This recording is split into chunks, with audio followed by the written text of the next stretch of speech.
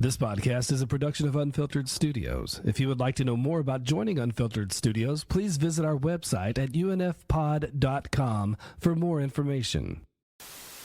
I was wondering if you wouldn't mind transporting something for me. No questions asked. Why not? From the maker of The Professional and La Femme Nikita. Once we make a deal, the terms of that deal cannot be changed or renegotiated. Frank Martin is the best in the business. 75,000. Half now, half on delivery. He never made a mistake until today. What kind of date am I in? Deep trouble. You know what to do. Quiet.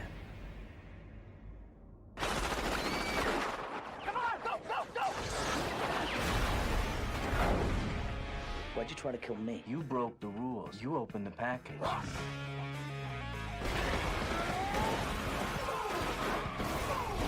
This fall, rules are made to be broken.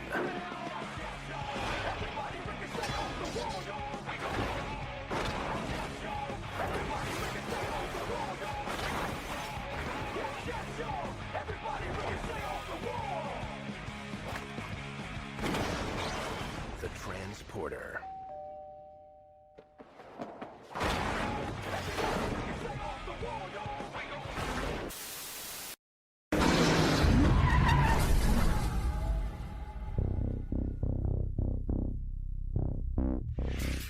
This job could be very dangerous. He'll be transporting something extremely important to my employer, and I need to know that he's going to be careful.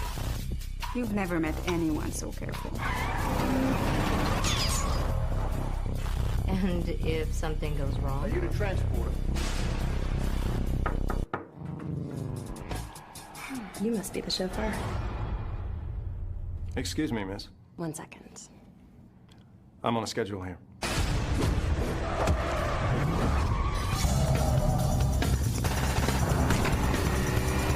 I kept records of every transaction. Names, dates, dollar amounts. This is enough to bring down Sergei and his whole operation.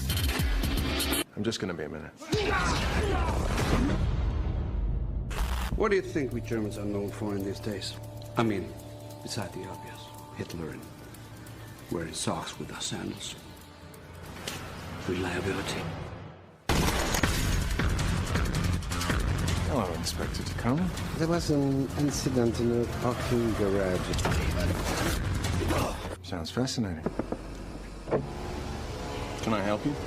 You know you're killing the ozone layer, leaving your engine running like this?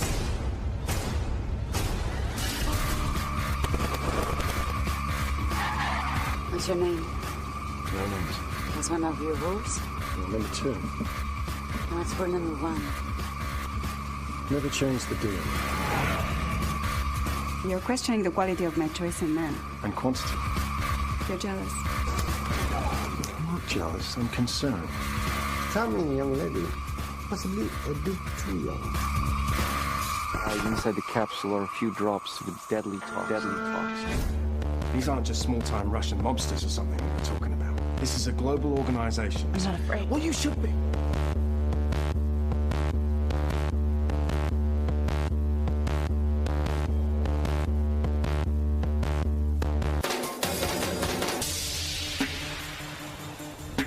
Are you sure this is how you want to live your life? I'm sure.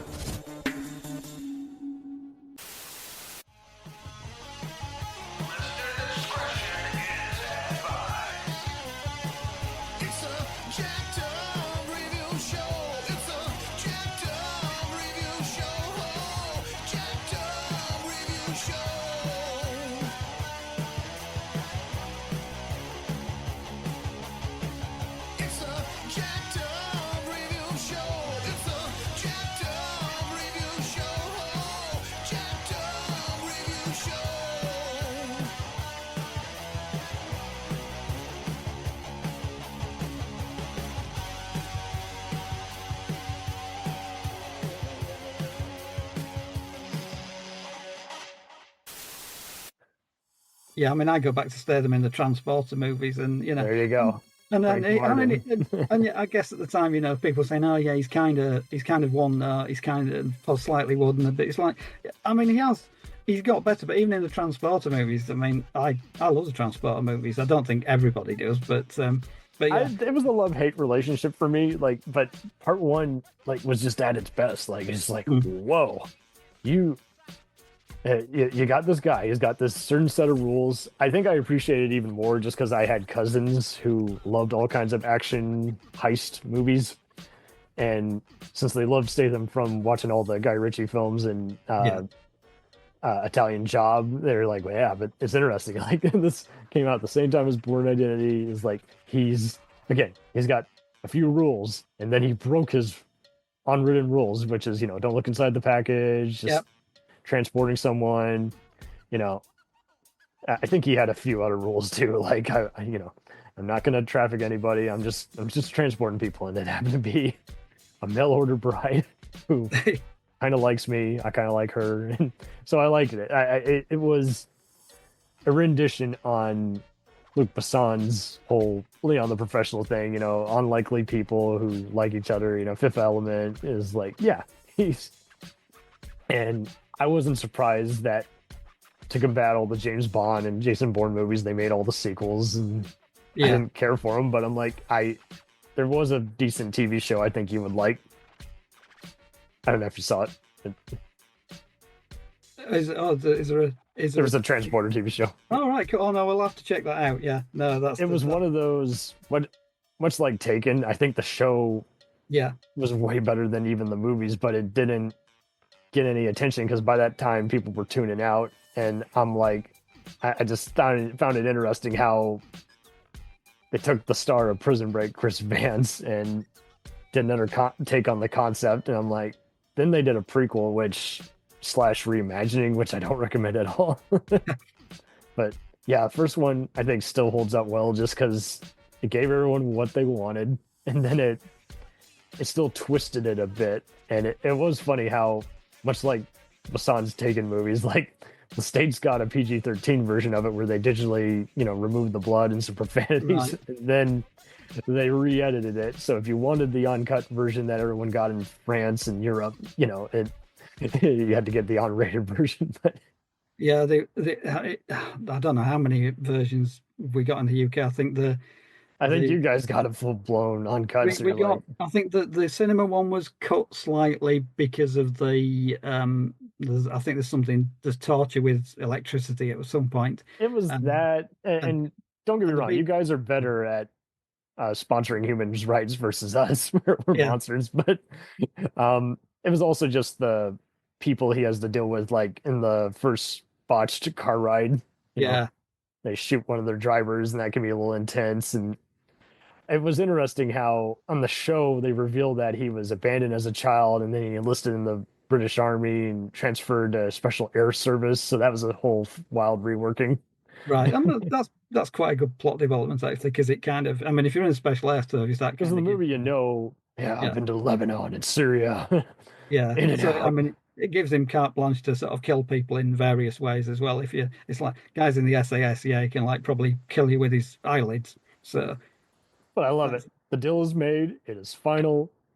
The rule 2, no names, rule 3, never open the package. And I think people also love just when he goes back to get the girl, like he goes. That's what was so funny too, is just the trailers made it seem like it was almost a dark comedy. I'm like, I've never heard of this. Who is this Statham guy? And how is this a comedy? Is this an action movie? Well, it's it's Commando on steroids is what it is. And it was so funny. Is like he just goes in and there's that dun dun dun dun dun. I think it was Fighting Man, by DJ Pone. It's just so wacky. It kind of makes you want to dance, and that's just it. He's dancing basically. Chef's kiss. There's a point in Transporter 2, because I watched all these in the movie theater. There's a bit in Transporter 2 where he's chasing somebody on a jet ski. And he jumps out of the water on the jet ski and slides along the road and then like jumps onto the vehicle. and somebody Yeah, a couple of rows in front of me at the cinema kind of like huffed as if that was their breaking point in Did the they movie. not see the first 40 Yeah, minutes of the exactly. movie? That was my first, because I was like, I mean, I died laughing when they did the bit with the jet ski. I thought it was great, but there's like person a couple of rows in front who was Icing like, on top. that's my point at which I leave this movie. And I was thinking, so the previous stuff that happened in Transporter 2 up to this point, plus the first movie, at what point did you think that wasn't breaking any You sort don't of watch realism? True Lies and then Yeah, randomly exactly. go, I don't buy any of this anymore. It's like, Yeah. no, no, no. And Oh, I've had yeah, to do this, trust me. Like yeah, I had family members who saw the similarly over the top Kingsman movie, yes, as yeah, well as the other Sam Jackson Ryan Reynolds thing, Hitman's Bodyguard. And I'm like, no, no, no, no. You're coming into this and they're going, hey, it's not realistic. I'm like, they established that from the yeah, first part. This is going to be a yeah, mixture of Tarantino, Kingsman, Deadpool, Lethal Weapon. The yeah, same thing with exactly. Lethal Weapon. Like, you can hate part 3 and 4 for not being as good, but at least it established in the first two movies. It is over the top. It is self-aware, and that's just it too. I think part 2, I like the concept and I like the pole fight. I think I just got annoyed by just the assassins, and Yeah, it was kind of a funny riff on Man on Fire. I just wasn't as clever, but it was still interesting how just like part 1 is like, whoa, okay. So and I just like how Besson has an ongoing signature theme of having all these hardened people who are basically sociopaths, psychopaths, career criminals, and it takes this one unusual thing that leads into all his off-color comedy and this person finding their reawakening. People can complain and say, "Oh, you're getting too deeper." I'm like, no, that's as deep as it goes. yeah, Frank Martin is, he's not he doesn't like who he is. He doesn't recommend anyone having this lifestyle. He doesn't want to get to know anyone. And then this one person who he feels sorry for, he rescues, and then he pays the price by basically, having to. yeah, having a bit of a conscience, and then all of a sudden Yep. everything Nah. starts to go bad. Oh man. Uh, it is. I think the only detractor I have is, I mean, for some reason, it did get annoying that they were having to bicker that Corey Yeah, Wan or Louis Leterrier deserves more credit. Again, they both have had illustrious careers. You know, uh, Leterrier's gone back to doing Hollywood, blockbusters and what have you, and worked on the Dark Crystal sequel show. And Corey Wan, you've seen his choreography and yeah, direction on various Jet Li movies, High Risk and My Father's a Hero and the Fong Shao-yug movies. And it's so wild how they had to credit them both at the beginning. I'm like, why was this even a bickering? Of course, they both worked on it just as much. This wasn't Corey's the second unit guy and Lewis is yeah, directing all the main stuff. They both spent just as much time on it. I dig Stanley Clark's soundtrack as well, but it is wild how they were originally intending Frank to be gay and his handler were in a relationship, and uh, apparently, yeah, they rewrote it and said no, he likes the mail order bride gal. I'm like, what? It can be both. Who cares? yeah. It could, yeah, it's absolutely. I think He's I think written in. some of it does kind of show through slightly, and not particularly. I think they'd kind of sanded off the edges of it, but the certainly in terms of any sort of gay leanings of the plot, the fight with the oil, that's kind of That's definitely yeah, as it's kind of it's a good fight, it's a good action sequence, but it's kind of like, yeah, I kind of understand the sensibility of this bit of the movie. yeah, so wild. I like the inspector guy. I think he was who he was Yeah, going to imply the relationship with. Yeah, he's been in the sequels, so it was cool to have there's some backdrop, some guy hold straight man in all these over the top movies. yeah. Fun fact: he apparently plays the manager equivalent in the French version of The Office. Oh, right. Okay. I can kind of say that. That would be quite good. Yeah, I haven't even seen a minute of it. I could talk about The Office all day. I've been wanting to watch other versions of it. Transporters is the first one still holds up all these years. I had no idea though that it was inspired by Clive Owen's BMW short films, The Hire.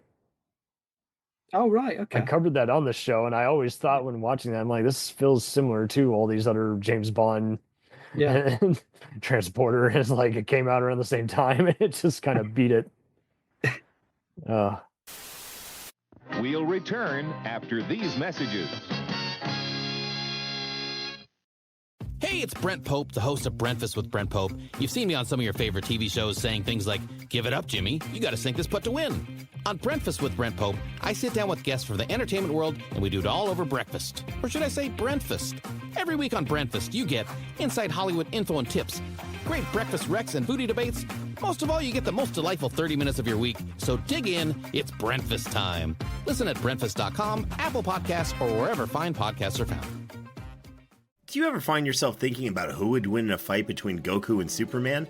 Hi, I'm James Gavsey, and on the Who Would Win show, me and my co-host Ray ignore anything important happening in the outside world and debate fictional battles between characters from comics, movies, and video games. We got a new show every week, and almost always am I the winner.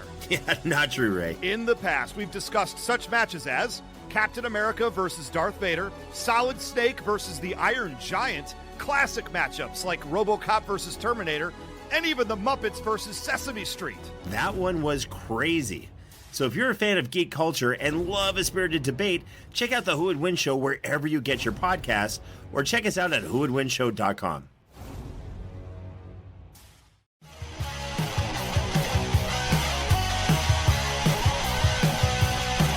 Follow us on the web on Facebook, Twitter, and Instagram. The podcast is available on Podbean, Spotify, iHeartRadio, Anchor, Apple, and anywhere else podcasts are available. Feel free to review our show and leave comments on any of those sites. Thanks a million for listening. It's a jacked up